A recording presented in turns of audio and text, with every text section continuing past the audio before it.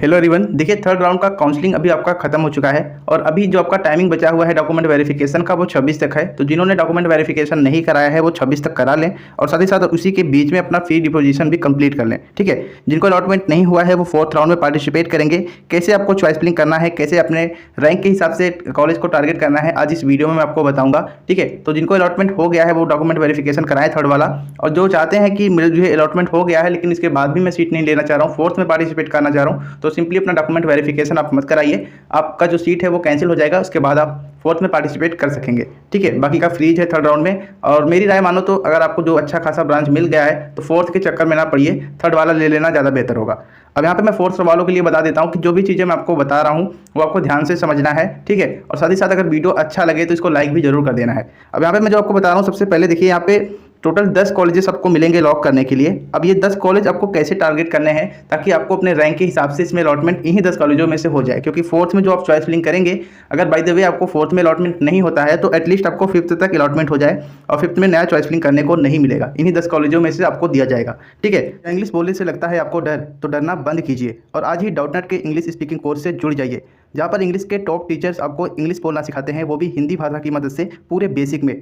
अगर आप इंग्लिश बोलने से हिचकिचाते हैं, अपने इंटरव्यू की तैयारी भी करना चाहते हैं, या फिर आप इंग्लिश में पूरा हीरो बनना चाहते हैं, तो आज ही जाकर डाउटनेट ऐप पर अपना पूरा कोर्स खरीदिए और अपने अंग्रेजी बोलने की सपने को पूरा कीजिए। तो ये स्ट्रेटेजी होगी, आप लोग बड़े ध्यान से देखिए, सब कुछ समझ में आएगा। और मैं कुछ लोगों को ये बोलना भी चाहूँगा कि देखिए कुछ लोग ऐसे भी हैं जो कह रहे हैं कि आप इनके पैसे दे दीजिए, मैं डायरेक्टली आपका एडमिशन गवर्नमेंट कॉलेज में करवा दूंगा। तो इन सब चीज़ों से बच के रहिए, आप लीगल तरीके से जाइए, कोई भी दिक्कत नहीं होगी। और जो चीज़ें मैं आपको बताऊँगा उसे आपको ध्यान से समझना है। ठीक है, तो सबसे पहले मैं आपको बता देता हूँ कि 10 कॉलेज आपको लॉक करने हैं।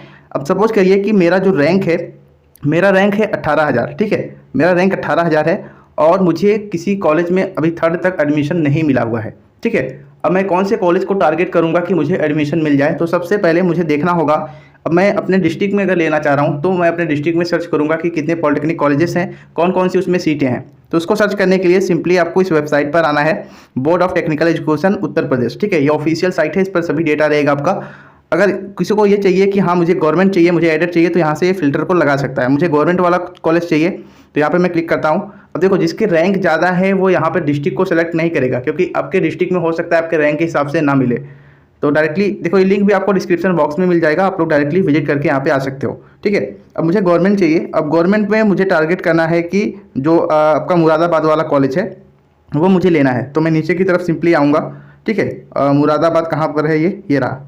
तो इस पर मैं क्लिक करूँगा और यहाँ पे मुझे ब्रांच टारगेट करना है, तो मुझे कौन से ब्रांचेस चाहिए। तो ब्रांच मैं यहाँ पे सेलेक्ट नहीं कर रहा, जो भी है वो डायरेक्टली मुझे मिल जाएगा। तो मैं यहाँ पे सर्च पर क्लिक करूँगा तो मुरादाबाद में जितने भी पॉलिटेक्निक कॉलेजेस हैं वो दिखाई देने लगेंगे। तो 3 कॉलेज है। अब तीनों कॉलेज का मैं यहाँ पे डिटेल्स देख सकता हूँ कि मुझे कौन कौन सा कॉलेज चाहिए। ठीक है, फिलहाल इसमें जो भी ब्रांचेस है मैंने ब्रांच टारगेट नहीं किया है, बाकी जो भी ब्रांचेस हैं मैं इसमें फिल करना चाहता हूँ। अब इसको देखो, मैंने यहाँ पे गवर्नमेंट पॉलिटेक्निक मुरादाबाद लिया, इसके भी डिटेल्स में गया और देखा कि कौन कौन से ब्रांचेस इसमें अवेलेबल हैं। तो यहाँ पे सिविल है, इलेक्ट्रिकल है, मैकेनिकल प्रोडक्शन है और ग्रुप के भी ब्रांचेस है लेटरल एंट्री वाले। तो ये सभी चीज़ें हैं, 75 सीटें हैं। तो मैं इसमें चेक करूँगा कि मुझे इसमें एडमिशन मिलेगा कि नहीं मिला। ऐसे ऐसे करके आपको 10 कॉलेज के लिस्ट बनाने हैं और जब आपका चॉइस फिलिंग शुरू होगा तो वही 10 कॉलेज आपको डाल देने हैं। ठीक है, अब मैं यहाँ पे 10 कॉलेज का लिस्ट बनाऊंगा। पहले मैं अपने रैंक के हिसाब से देख रहा हूँ, मेरा रैंक 18,000 है। अपने रैंक के हिसाब से चेक करता हूँ कि मुरादाबाद में थर्ड राउंड तक कितने रैंक तक अलॉटमेंट दिया गया था। ठीक है, अगर मेरे हिसाब से होगा तो मैं अपने लिस्ट में इसको नोट कर लूँगा कि मुझे ये वाला कॉलेज फिल करना है।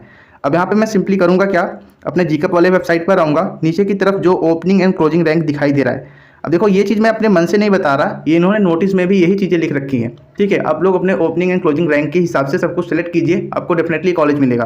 तो यहाँ पे मैं आऊँगा और ये ओपनिंग एंड क्लोजिंग रैंक जो दिखाई दे रहा है मैं इस पर क्लिक करूँगा। हालांकि मुझे फोर्थ राउंड में पार्टिसिपेट करना है, लेकिन मैं थर्ड वाला ही चेक कर रहा हूँ। ठीक है, अगर थर्ड वाले पे मुझे लगता है कि नहीं थोड़ा सा और बढ़ना चाहिए तो फोर्थ राउंड का जब आपका ओपनिंग एंड क्लोजिंग रैंक आएगा तो उसमें भी आप चेक कर सकते हो। अब यहाँ पे मैं थर्ड राउंड को सिलेक्ट कर लेता हूँ।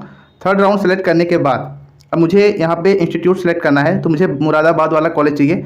अब यहाँ पे सर्च करने के लिए कोई ऑप्शन नहीं है, तो डायरेक्टली आप यहाँ पे सर्च कर सकते हो। मैनुअली आपको मतलब खोजना पड़ेगा कि मुरादाबाद वाला कॉलेज कहाँ पर है। ठीक है, तो यहाँ पे मैं सर्च कर रहा हूँ कि मुरादाबाद वाला कॉलेज कहाँ पर है। मैं उसी को जनरली यहाँ पे टारगेट करूँगा और देखूंगा कि कितने रैंक से लेकर कितने रैंक तक एडमिशन दिया गया था। ठीक है, मुरादाबाद वाले कॉलेज में। ठीक है, मैंने यहाँ पे सर्च करते करते देखा तो मुझे यहाँ पे डायरेक्टली मिल गया गवर्नमेंट पॉलिटेक्निक मुरादाबाद। इस पर मैं क्लिक कर दूंगा। अब यहाँ पे मैं सभी ब्रांचेस को सिलेक्ट करूँगा, क्योंकि मुझे एक ब्रांच नहीं चाहिए। मेरा रैंक 18,000 है तो मल्टीपल मुझे लगभग सिविल, इलेक्ट्रिकल, मैकेनिकल ये 3 ब्रांचेस चाहिए, तो इसी को मैं टारगेट करूँगा। ठीक है, तो ब्रांच में मैं सिलेक्ट कर देता हूँ ऑल, ठीक है। अब यहाँ पे जैसे मैं ऑल पर सेलेक्ट करूँगा तो सर्च करूँगा तो जितने भी ब्रांचेस हैं मुरादाबाद में सभी आ जाएंगे। ध्यान दीजिए मेरा रैंक 18,000 है। अब मैं यहाँ पे चेक कर रहा हूँ कि मुझे मिलेगा कि नहीं मिलेगा। मेरा जो कैटेगरी है वो बैकवर्ड है, ओबीसी है। तो यहाँ पे मैं चेक करता हूँ। अच्छा, मैं सिविल इंजीनियरिंग में देखता हूँ। तो सिविल इंजीनियरिंग में बैकवर्ड क्लास के लिए यहाँ पे जो कोड है एक बार समझ लीजिए। ये ओपन क्लास यानी जनरल कैटेगरी के बॉयज़ के लिए कोड है। ये ओपीजीएल मतलब जनरल कैटेगरी के गर्ल्स के लिए कोड है। ओपीपीएच मतलब जनरल कैटेगरी के फिजिकल हैंडीकेप्ड हैं।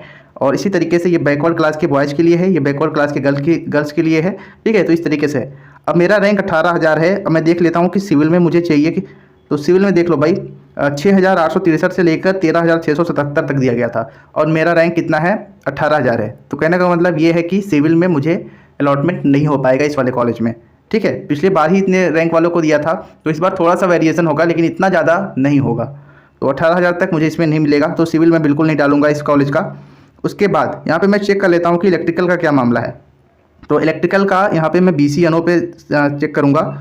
तो ये भी देख सकते हो BCNO पे जो इलेक्ट्रिकल वाला है वो 4,890 से लेकर 6,955 के बीच में है। तो मतलब ये कि यहाँ से भी मेरा मामला ख़त्म है, मैं इसको भी नहीं ले पाऊँगा, ठीक है। मैकेनिकल प्रोडक्शन का देख लेता हूँ मैं। मैकेनिकल प्रोडक्शन का यहाँ पे BCNO कोड में ये वाला रहा, ठीक है। तो यहाँ पे 10,403 से लेकर 20,364 के बीच में है।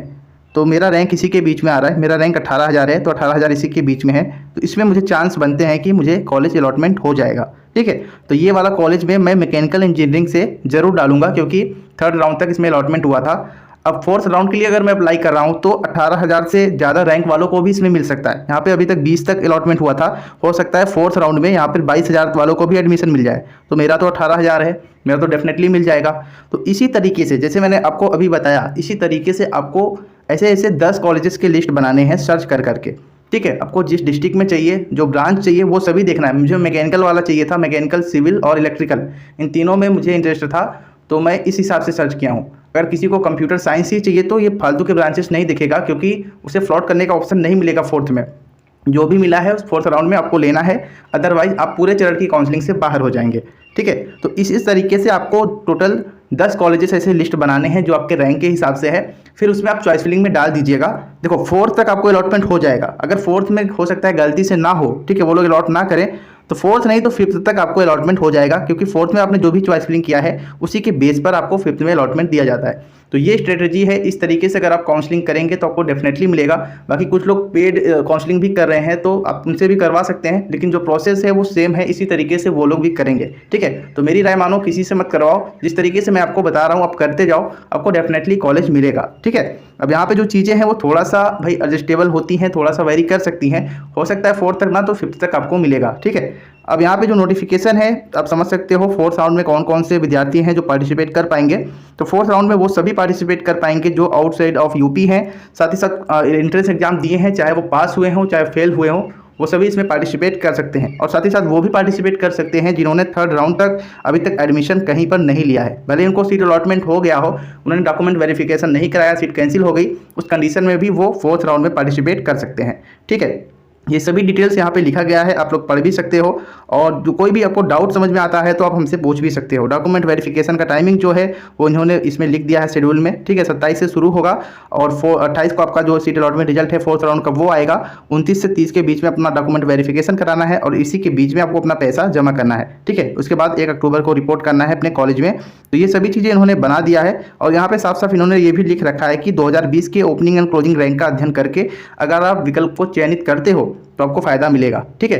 तो इस तरीके से कीजिएगा। 10 कॉलेज बनाने में आपको मैक्सिमम हो सकता है 2 घंटे, 2.5 घंटे, 3 घंटे भी लग सकते हैं। तो लेकिन आप अपने हिसाब से करेंगे तो आपको डेफिनेटली कॉलेज मिलेगा। सब लोग यही करेंगे। आप किसी भी एक्सपर्ट के पास जाइए, कोई यहाँ पे ज्ञाता नहीं है, सभी लोग इसी के हिसाब से करेंगे। फिलहाल जैसा भी अपडेट होगा मैं आपको इन्फॉर्म करूँगा। अभी 4th राउंड की काउंसलिंग शुरू नहीं हुई है लेकिन बहुत जल्द आपको शुरू हो जाएगी, तो आप लोग इसमें चॉइसलिंग कर सकते हैं। 27 सितंबर से शुरू हो रही है। जब एक बार काउंसलिंग शुरू होगी तो मैं अपने चैनल के माध्यम से आप सभी को इन्फॉर्म जरूर करूँगा। तो ये थी इन्फॉर्मेशन मेरे दोस्तों जो मुझे आप सभी को शेयर करनी थी।